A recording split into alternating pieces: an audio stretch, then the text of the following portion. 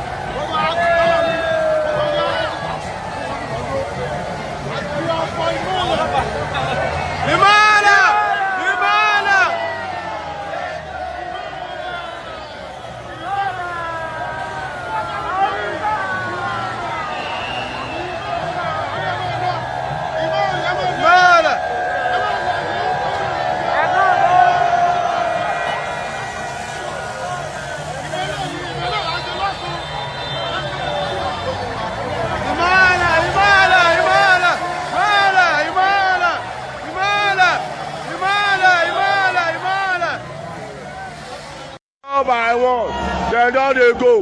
One by one, then down they go. One by one, then down they go. One by one, see them. And now they run back to Lagos. See them. One by one, and now they go. See them. And then be that. And now they run back to Lagos. See them. Electronic gas, see them. Electronic gas, see them. And now they go. And now they go. One by one, and now they go. Electronic gas. See them. And now they run back to Lagos. See them. Agbero. See. Agbero say go to use e-locks. See them. And now they go. One by one. And now they go. See them. One by one. And now they go. And now they run back to Lagos. Ademola. See them. See them.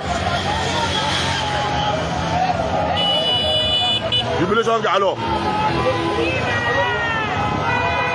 See them. See the start when they carry come. And now they run, they go. See them. See the start when they carry come. And now they run, they go. Oh, Wagbo. 50,000. Oh, Wagbo. Adeleke Moju. See them. Agbero. See them.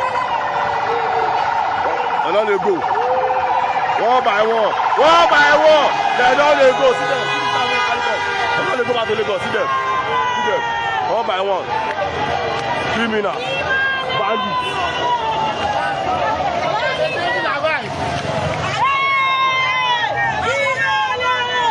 See them. And now they go. See them.